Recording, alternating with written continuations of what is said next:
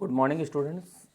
अब तक हमने हमारे संस्कृत का चैप्टर नंबर 3 जो था स्वराष्ट्रस्य गौरवम, उसके 2 श्लोक हमने जो है पढ़ लिए थे लास्ट लेक्चर में, और आज हम उससे आगे स्टार्ट करने वाले हैं। तो आइए स्टूडेंट्स, आज हम उसको शुरू करते हैं। गायन्ति देवा है किल गीतकानी, धन्यास्तु ते भारत भूमि भागे, स्वर्ग अपवर्गास्पद मार्ग भूते, भवंती भूय पुरुषा है सुरत्वात्। देखिए यहाँ पर आप एक एक शब्द को गौर करना। गायन्ति यानी गाते हैं, गायन्ति यानी गाते हैं, देवा है यानी देवता, किल यानी निश्चित रूप से या निश्चय ही, गीतकानी यानी गीतों को, अर्थात हम यह कह सकते हैं कि देवता निश्चय ही जिसके गीत गाते हैं। गायन्ति देवा है किल गीतकानी, गायन्ति यानी गाते हैं, देवा यानी देवता, किल यानी निश्चय ही, गीतकानी यानी गीतों को, अर्थात देवता निश्चय ही जिसके गीत गाते हैं। धन्यास्तु ते, ते यानी वे लोग, ते यानी वे, ते यानी वे, और वे यहाँ किसको कहा गया? उन लोगों को जो भारत भूमि पर रहने वाले। तो धन्यास्तु ते, ते यानी वे, धन्यास्तु यानी धन्य है, वे लोग धन्य हैं जो भारत भूमि भाग यानी भारत भूमि के भाग पर, स्वर्ग अपवर्गास्पद मार्ग भूते यानी कि स्वर्ग और मोक्ष के स्थान के मार्ग स्वरूप भारत भूमि के भाग पर, स्वर्ग और मोक्ष स्थल के मार्ग स्वरूप भारत भूमि के भाग पर। भवंती यानी होते हैं, अर्थात यहाँ पर होते हैं का मतलब जन्म लेते हैं। भूया यानी फिर से या बार बार, भूया यानी फिर से या फिर बार बार। पुरुषा यानी पुरुष। सुरत्वात् यानी देवत्व, सुरत्वात् यानी देवत्व के कारण। तो यहाँ पर एक बार अर्थ को समझने की कोशिश करना।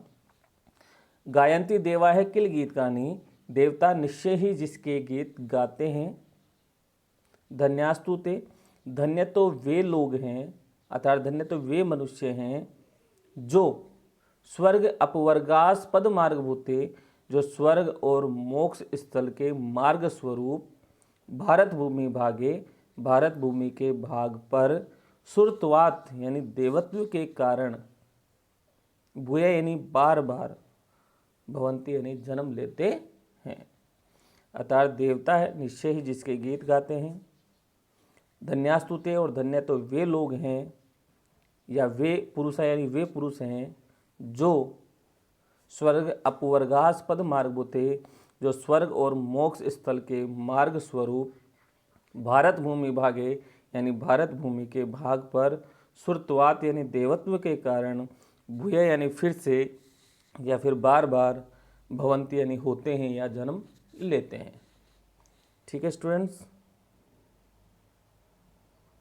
स्टूडेंट आप श्लोक नंबर 4 को देखेंगे। संप्राप्य भारते जन्म सत्कर्मसु, प्रांग मुखे पीयूष कलसम हित्वा, विष भांडम उपाश्रित। एक एक शब्द पे ध्यान देना। संप्राप्य यानी प्राप्त करके, संप्राप्य यानी प्राप्त करके, भारत यानी भारत में, जन्म यानी जन्म, भारत में जन्म लेकर के या जन्म प्राप्त करके, सत्कर्मसु, सत्कर्मसु यानी अच्छे कर्मों से, अच्छे कार्यों से, प्रांग मुख है यानी विमुख हो जाता है, जो मुंह फेर लेता है, ऐसा व्यक्ति या वह व्यक्ति, पीयूष कलशम, पीयूष कलशम यानी अमृत के कलश को, अमृत के कलश को, हित्वा यानी त्याग करके, छोड़ करके, विष भांडम यानी जहर के पात्र को, उपाश्रित यानी स्वीकार करते हैं, जहर के बर्तन को स्वीकार करते हैं। अर्थात भारत में जन्म प्राप्त करके जो भी व्यक्ति सत्कर्मों में, सत्कर्मों से प्रांग मुख यानी मुंह फेर लेता है, वह व्यक्ति पीयूष कलशम यानी अमृत कलश को त्याग करके विष भांडम उपासते यानी जहर के बर्तन को स्वीकार करते हैं। अर्थात हम कह सकते हैं कि ऐसा श्रेष्ठ स्थान, भारत भूमि जैसा देवभूमि जो जिसको हम कहते हैं, ऐसे श्रेष्ठ स्थान पर जन्म लेकर के भी जो व्यक्ति अच्छे कार्य करने के बजाय बुरे कार्य करने की ओर अग्रसर होता है, वह व्यक्ति तो इस प्रकार होता है जैसे कि वो अमृत के भरे हुए कलश को छोड़ करके विष के पात्र को ग्रहण करता है। तो इसलिए हमें इस भारत भूमि पर जन्म लेकर के अच्छे कार्य ही करने चाहिए। स्टूडेंट्स, अब आगे हम देखते हैं नंबर 5। एतद देश प्रसूतस्य सैकासाद अग्रजन्मनः स्वम स्वम चरित्रम शिक्षेरन पृथिव्याम सर्वमानवा है। एक एक शब्द में ध्यान देना। एतद देश यानी इस देश में, प्रसूतस्य यानी जन्मे हुए या जन्म लेने वाले या जन्म लेकर के, सैकासाद, सैकासाद यानी पास है या सामीप्य से, अग्र जन्मना यानी श्रेष्ठ लोगों के अर्थात महापुरुषों के, स्वम स्वम चरित्रम यानी अपने अपने चरित्र की, शिक्षरेन यानी शिक्षा प्राप्त करनी चाहिए, पृथ्व्याम यानी पृथ्वी पर, सर्व मानवा है यानी सभी मानवों को। अर्थात एक बार हम इसके हिंदी अर्थ को देखते हैं।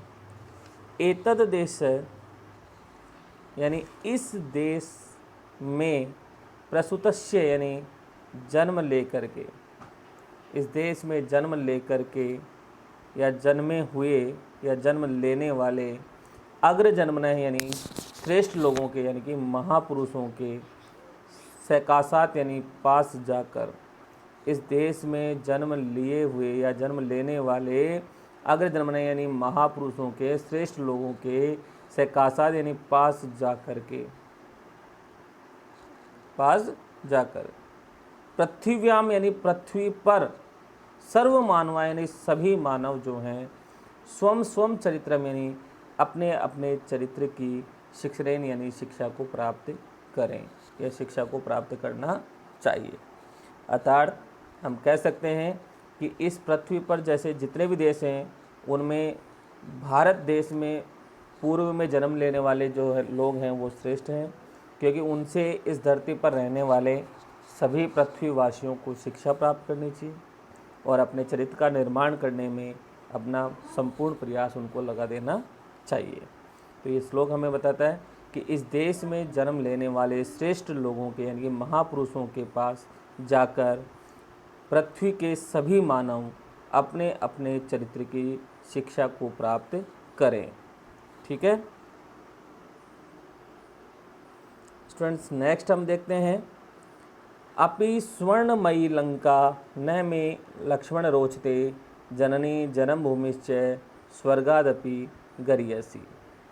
स्टूडेंट देखिए, अपि यानी भी, स्वर्णमयी यानी सोने से युक्त या सोने की, ये जो लंका है, न यानी नहीं, मैं यानी मुझे, लक्ष्मण भगवान राम का छोटा भाई लक्ष्मण, रोचते यानी अच्छी नहीं लगती है, जननी यानी माता यानी जन्म देने वाली माँ, जन्मभूमिश्च यानी जन्म जिस भूमि पर हमने जन्म लिया अर्थात हमारी मातृभूमि, स्वर्गादपि यानी स्वर्ग से भी, गरीयसी यानी श्रेष्ठ है। अर्थात अर्थ पे ध्यान देना, यहाँ पर राम, भगवान श्री राम जो हैं वो अपने भाई लक्ष्मण से कह रहे हैं कि हे लक्ष्मण, अपि स्वर्णमयी लंका, अर्थात ये सोने की लंका भी, अपि स्वर्णमयी लंका यानी ये सोने की लंका भी, मैं यानी मुझे, न रोचते यानी अच्छी नहीं लगती, ये सोने की लंका भी मुझे अच्छी नहीं लगती। क्यों नहीं लगती? क्योंकि जननी यानी जन्म देने वाली माता, च और जन्मभूमिश्च और ये जन्मभूमि तो जो है स्वर्गादपि यानी स्वर्ग से भी, गरीयसी यानी श्रेष्ठ है या महान होती है। अर्थात वो कहना चाह रहे हैं कि ये सोने की लंका कितनी भी सुंदर हो, चाहे कितनी भी बहुमूल्य क्यों ना हो, लेकिन फिर भी मेरे मन को ये अच्छी नहीं लगती है। क्यों?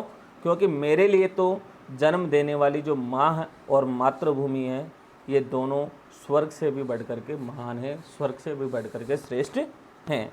तो ये यहाँ पर बताने की कोशिश की गई है भगवान राम के द्वारा, किसको? लक्ष्मण को। तो स्टूडेंट्स, आज इस वीडियो में हम इतना ही पढ़ेंगे। Thank you.